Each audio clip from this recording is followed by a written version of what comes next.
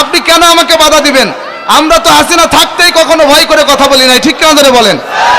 প্রয়োজনে মাহফিল করবো না, টাকা পয়সা প্রয়োজন নাই, কত বড় সাহস শিবির বলে গালি দেয়, বেয়াদব কোথাকার।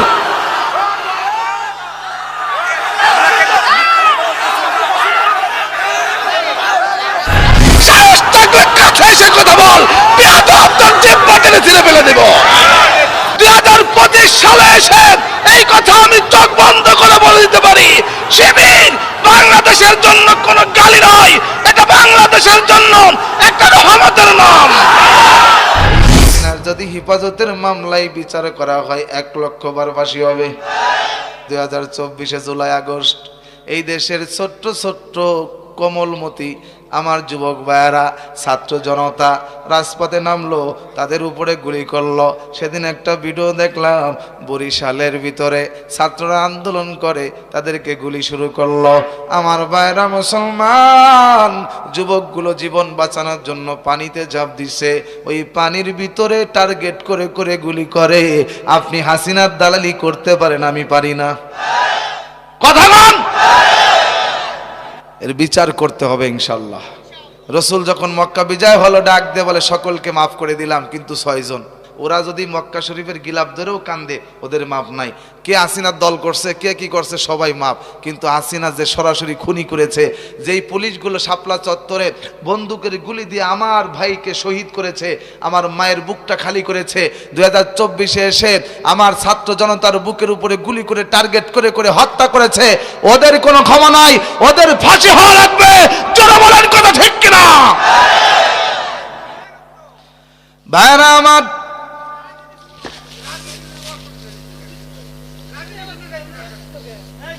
কি কয়?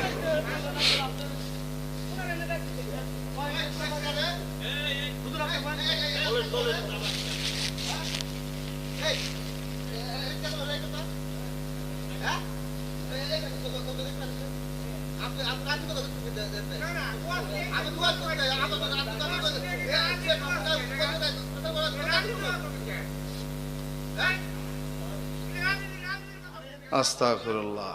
এটা ভাই শুনেন, এত উত্তেজিত হচ্ছেন কি আপনি? এইটা সে জুলুম করছে সেটা বলছি, জুলুম করছে এটা বলা যাবে না।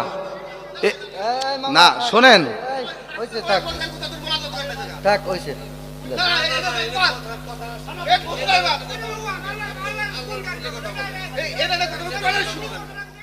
ভাই, বড় ভাই, আমার কথা শুনেন, আমার কথা শুনেন।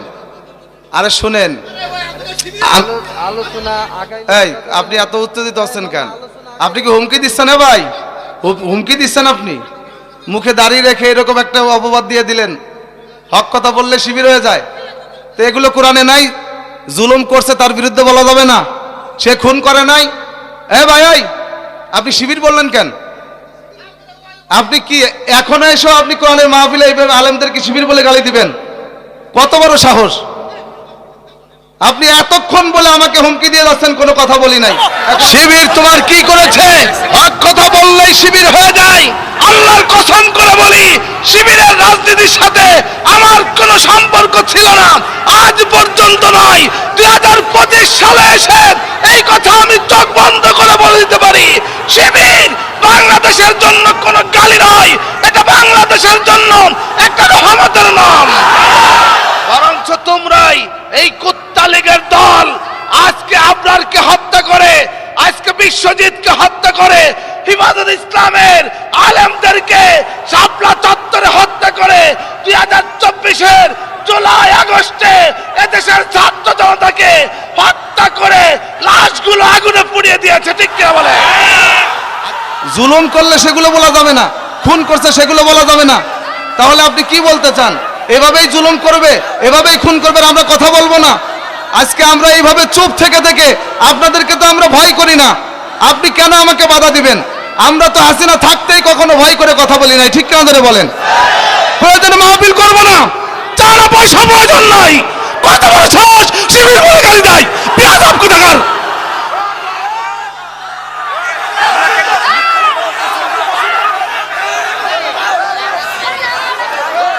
এটা কেমন কথা?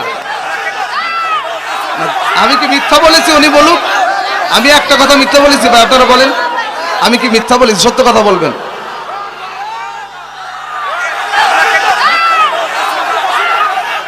আল্লাহ রসুলকেও তো তারা হত্যা করতে চেয়েছিল, সাহাবীদেরকে হত্যা করেছে, রসুলকে পাথর মেরেছে, সে কথা বলা যাবে না?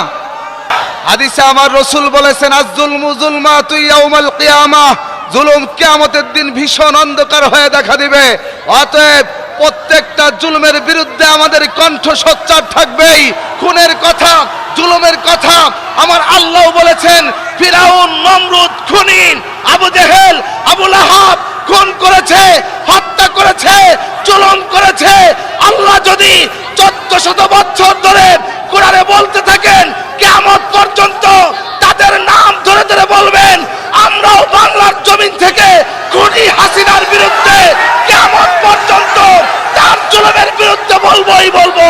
এই বাংলার জমিনে 2025 এসেও যারা ভারতের দালালি করবে, হাসিনার দালালি করবে, বাংলার জমিনে তাদের জায়গা নাই, তাদেরকে তাদের মায়ের কাছে পাঠিয়ে দেওয়া হবে, লাথি মেরে দেশ থেকে তাড়াই দেওয়া হবে ইনশাআল্লাহ। আরে বেয়াদব লম্পট, তোমার থেকে কত বড় বড় নেতা, তোমার বাপদেরকে জিজ্ঞাসা করে দেখো, মাওলানা মাহমুদ হাসান ফরিদপুরি কখনো কোন জালেমের সামনে রক্ত চক্ষুকে ভয় করে কথা বলে নাই। আর তুমি মাত্র 2 পয়সার নেতা, সিঙ্গারা পুরি খাওয়ার নেতা, সাহস থাকলে কাছে এসে কথা বল, বেয়াদব তোর জিভ বাটেনে ছিঁড়ে ফেলে দেব। আমি খুনির বিরুদ্ধে বলেছি, খুনির বিরুদ্ধে বললে তোমার গায়ে লাগে কেন? এই বাংলার জমিনে 2025 এসেও যারা ভারতের দালালি করবে, হাসিনার দালালি করবে, বাংলার জমিনে তাদের জায়গা